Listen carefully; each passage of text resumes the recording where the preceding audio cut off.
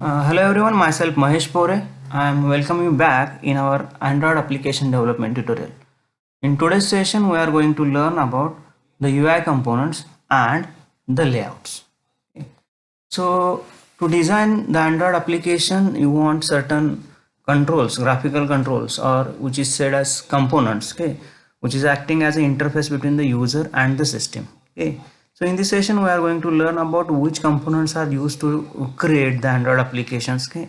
What are the different layouts present when you are going to develop the Android applications. Okay, that is positioning each component or control on the activity or on the screen is nothing but the layouts. Okay, so in this session we are going to learn about which system layouts are present during you are going to create the Android application. Okay, so as you know, the designing an user interface, okay, it is one of the most important task during every programming development. Okay, so it is same as in the Android development. Okay, so we want to create the user interface. Okay, so what is meant by user interface? Okay, it is nothing but it is an intermediate between the user and the system and the application. Okay, that is, user interface is everything that user can see on the screen or interact with the system via this interface. Okay. So Android provides a variety of UI components, okay, such as text view, buttons, list, and all that one. Okay. Again, the UI controls that allows the building graphical user interface for the apps. Okay. Android also provides an other UI models like dialog boxes, notifications, and the menus.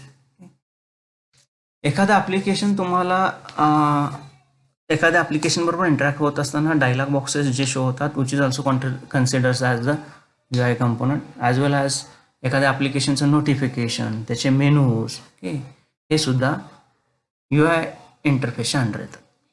So when you're going to learn about the Android, how to develop the Android application, you must know, okay, while creating the UI, that is user interface, use the different graphical component, okay, present in the Android Studio. Again, positioning each and every graphical element on the screen by using the layouts. Okay, so in this session, we are going to learn about which UI components and the layouts, okay, are present when you are going to develop the Android application. Before that, see, some directory structure is there. जसं तुम्ही मागच्या एक starting program बघितला आपण अँड्रॉइडचा. So how to create the Android program. First install the Android Studio, then click on that one, then select the file, okay, select the new project from that one, name the project, again select your SDK and click the next target Android devices. After that, when you click on the finish, okay, one screen Android Studio shows one screen. Okay, त्याच्यामध्ये काही directory structure तुम्हाला show होतं. For example, see this one. Okay, I open the Android Studio. Okay. So when you open the Android Studio, here you see the different files, okay, which is called as a directory structure of the Android. Okay. जे काही ज्या नावानं तुम्ही हा project save केलेला आहे त्याचं नाव येणार आहे इथं. ओके, देन इथे एक तुम्हाला अँड्रॉइड नावाचा ऑप्शन येईल आणि एक कॉम्बो बॉक्स येईल. त्याच्यानंतर त्याच्यावर क्लिक केल्यानंतर तुम्हाला जे काही कंपोनंट्स आहेत ते कसे व्ह्यू करायचे आहेत त्याचा एक ऑप्शन येईल. बाय डिफॉल्ट हा व्ह्यू जो आहे तो अँड्रॉइड व्ह्यू असणार आहे. Okay, that is the project tool म्हणतात त्याला. Project tool window have several views including the Android views, project view, and the package view. Okay. Each view shows same stuff, but each view organizes the stuff a bit differently. Okay. So याच्यावर click केल्यानंतर तुम्हाला कुठल्या view मध्ये तुम्हाला हे components बघायचे आहेत okay, ते सिलेक्ट करू शकता. By default it is a Android view. So Android view केल्यानंतर तुम्हाला काही फाईल्स दिसतील इथं. ह्या एक्सपांड केलेल्या आहेत, त्या मिनिमाइज करतो.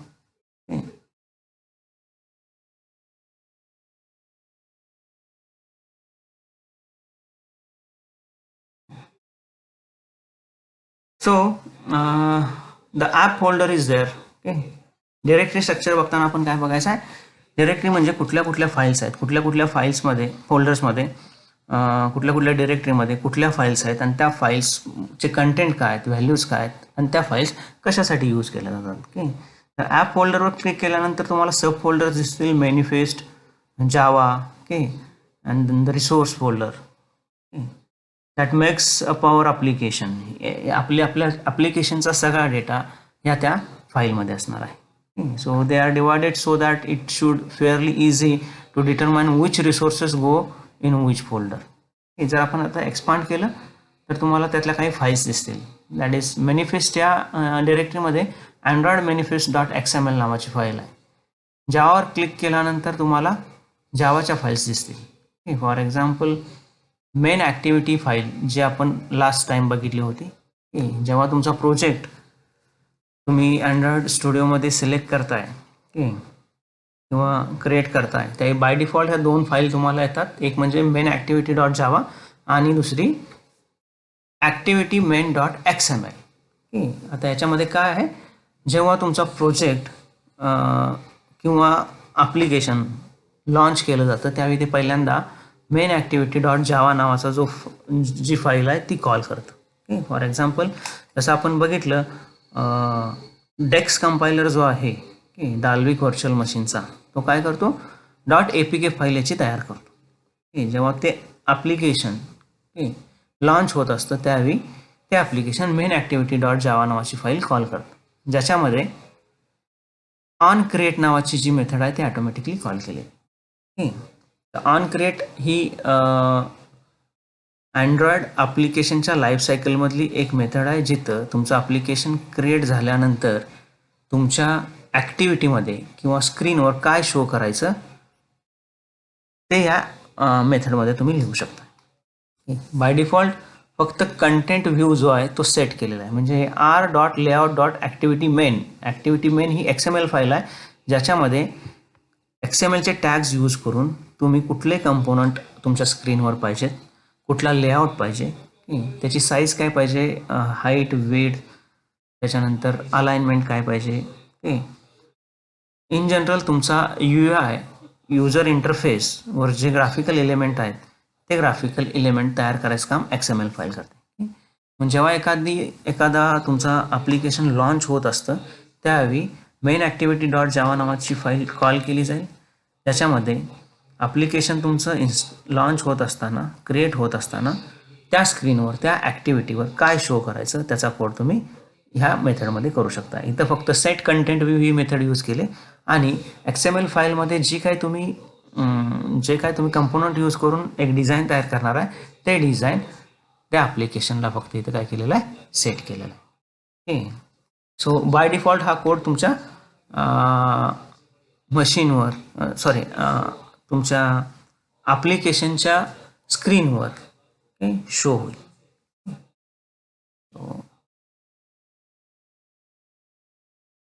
क्रिएट करताना त्या ॲप्लिकेशनचा डिरेक्टरीमध्ये कुठला डेटा असणार आहे तो 1 by 1 आपल्याला बघायचा आहे. फॉर एक्झाम्पल जे लेफ्ट साईडला तुम्हाला इथे दिसतात these are nothing directories present in Android Studio. एखादं ॲप्लिकेशन तुम्ही क्रिएट करताय त्यावेळी त्याच्या मेनली 3 डिरेक्टरीज असणार आहेत. एक म्हणजे मॅनिफेस्ट डिरेक्टरी, दुसरी जावा डिरेक्टरी, तिसरी रिसोर्स डिरेक्टरी. तर पहिल्यांदा जर मी मॅनिफेस्ट डिरेक्टरीवर क्लिक केलं तर त्याच्यामध्ये एक फाईल असणार आहे अँड्रॉइड मॅनिफेस्ट .xml, जी तुम्हाला इथे स्क्रीनवर दिसेल, Android manifest .xml. So this is where we would put our manifest file. Most Android apps have a single manifest file, but an app may have the several manifest file due to the application versions for supporting specific hardware. प्रत्येक Android ॲप्लिकेशनला at least एक Android manifest dot XML नावाची file असेल. काही ॲप्लिकेशनला जिथं वेगवेगळे versions लागणार आहेत किंवा हार्डवेअर लागणार आहे तिथं एकापेक्षा जास्त मॅनिफेस्ट फाईल असू शकतात. आता ह्या मॅनिफेस्ट फाईलमध्ये असतंय काय, it's an Android manifest dot XML file is generated inside the manifest folder by the Android Studio when we create the project. This file contains the configuration parameters of the project such as permissions, services and additional libraries. आता Android Studio जेव्हा ही file तयार करतं त्याच्यामध्ये configuration parameter जे असणार आहेत तुमच्या प्रोजेक्टचे, म्हणजे जेव्हा तुमचं एखादं ॲप्लिकेशन एखाद्या फोनवर इन्स्टॉल होतं त्याचा बॅकअप घ्यायचा काय, त्याच्या सेटिंग्स, तुमच्या ॲप्लिकेशनचा आयकॉन काय सेट करायचं, तुमच्या ॲप्लिकेशनला लेबल काय द्यायचं. ओके, त्याच्यानंतर तुमचं ॲप्लिकेशन जर एखाद्या फोनवर इन्स्टॉल झाल्यानंतर त्याला काही परमिशन्स घ्यायचे असतील. फॉर एक्झाम्पल तुम्ही याच्या अगोदर बघितला आहात काही ॲप इन्स्टॉल केल्यानंतर गॅलरी ॲक्सेस करायची, फोटो ॲक्सेस करायचे, कॅमेरा ॲक्सेस करायच्या, त्याच्यानंतर ऑडिओ रेकॉर्डिंग करायचे. हे परमिशन्स युजरकडून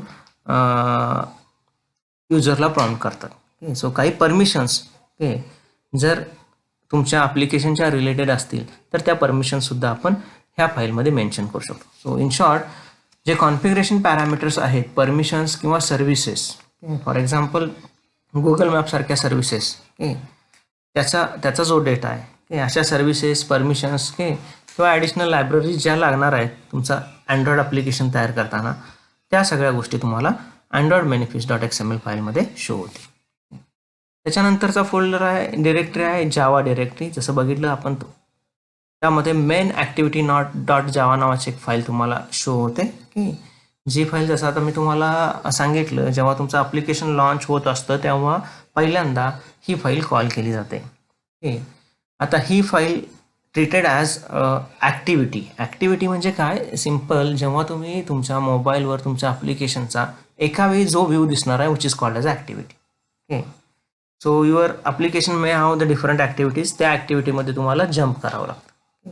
सो सिम्पली तुमची मेन ॲक्टिव्हिटी जी आहे, मेन स्क्रीन जेव्हा शो होणार आहे ॲप्लिकेशनची, त्यावेळी तुम्हाला हा प्रोग्राम कॉल होईल. त्याच्या डिफरंट लाईफ सायकलच्या मेथड आहेत ॲक्टिव्हिटीच्या. त्यातली ऑन क्रिएट नावाची मेथड बाय डिफॉल्ट तुम्हाला अँड्रॉइड स्टुडिओ प्रोव्हाइड करून देईल. म्हणजे तुमचं ॲप्लिकेशन क्रिएट झाल्यानंतर तुम्हाला काय करायचं आहे ते तुम्ही या मेथडमध्ये लिहू शकताय.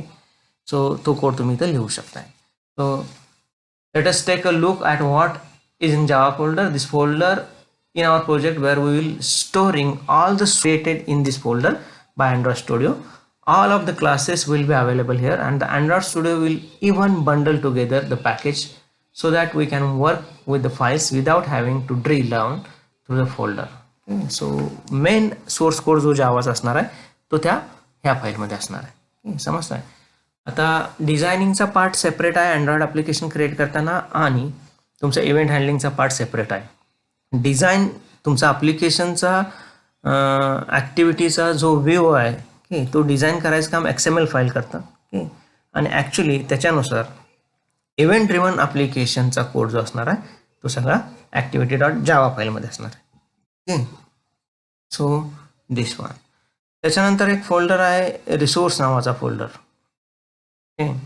ज्याच्यामध्ये ड्रॉएबल नावाचा एक फोल्डर आहे, डिरेक्टरी आहे, लेआउट नावाची डिरेक्टरी आहे, मिपमॅप नावाची डिरेक्टरी आहे, व्हॅल्यूज नावाची डिरेक्टरी आहे.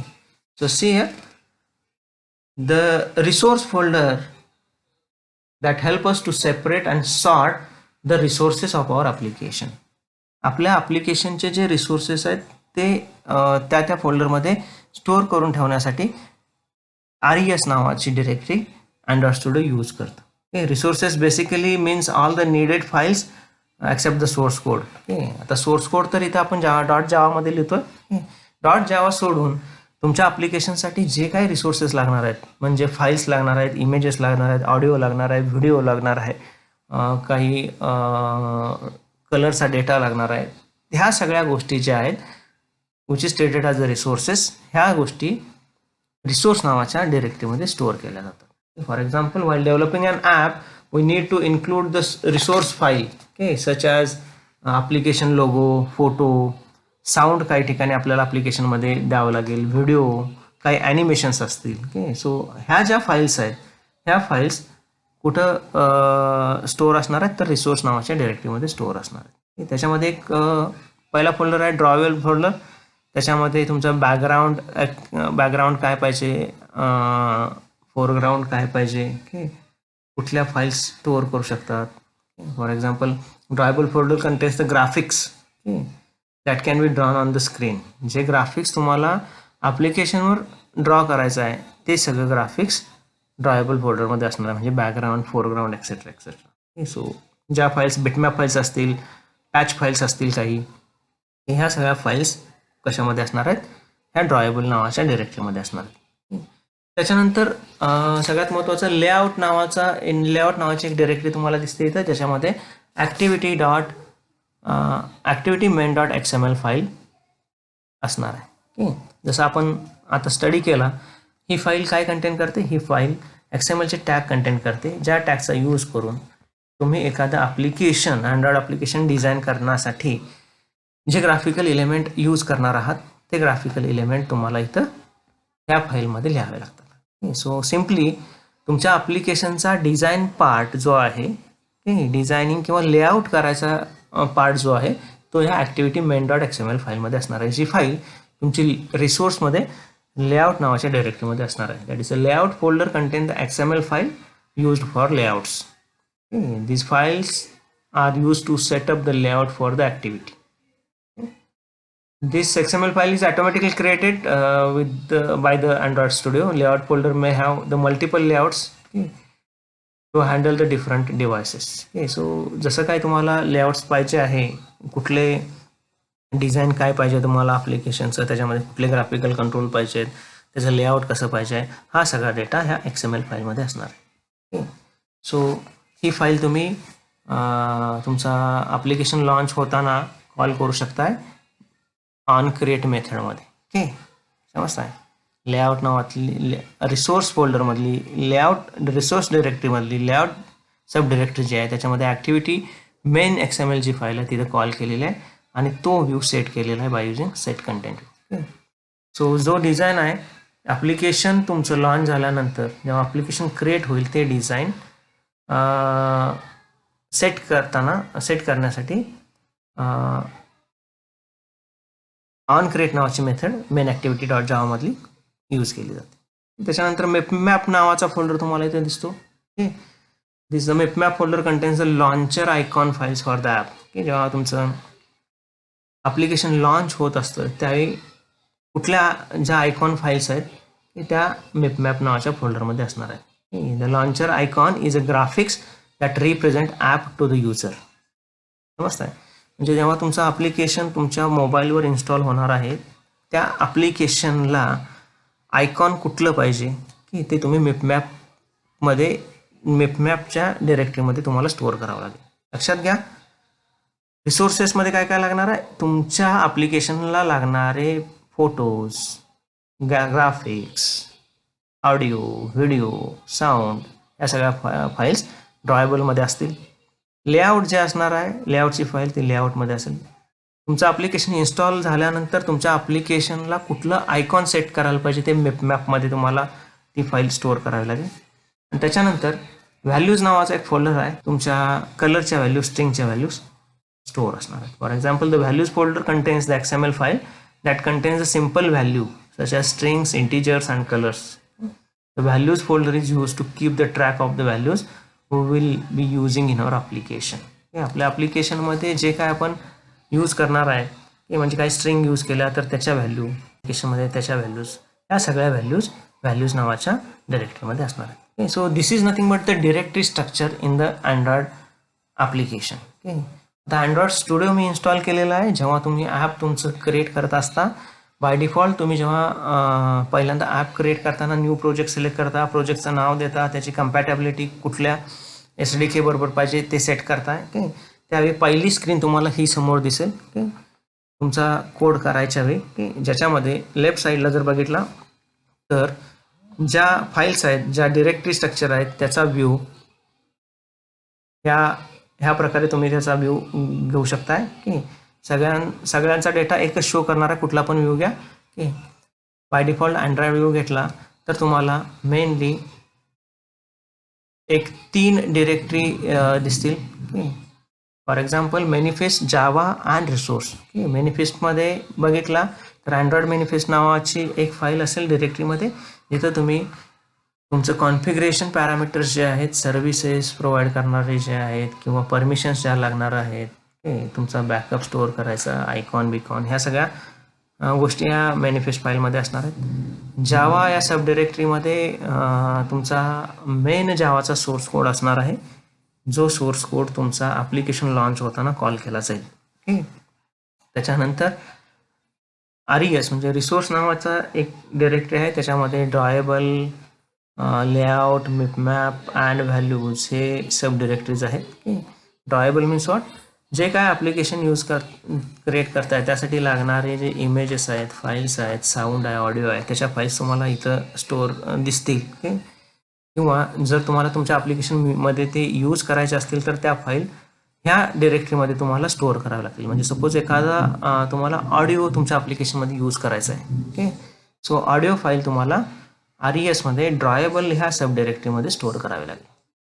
तिथून ती तुमच्या ॲप्लिकेशनमध्ये घेतली जाईल. ओके, तुमच्या ॲप्लिकेशनला लेआउट सेट करायचे असू देत किंवा जे ग्राफिकल एलिमेंट यूज करायचे आहेत UI क्रिएट करताना, ते सगळे लेआउट नावाच्या डिरेक्टरीमध्ये असणार आहेत. मिपमॅपमध्ये जेव्हा एखादं ॲप्लिकेशन तुमचं लॉन्च होतं मोबाईलवर, त्यावेळी त्याचे जे आयकॉन पाहिजेत तुम्हाला, त्या आयकॉन मिपमॅपमध्ये तुम्हाला स्टोअर करावे लागतील.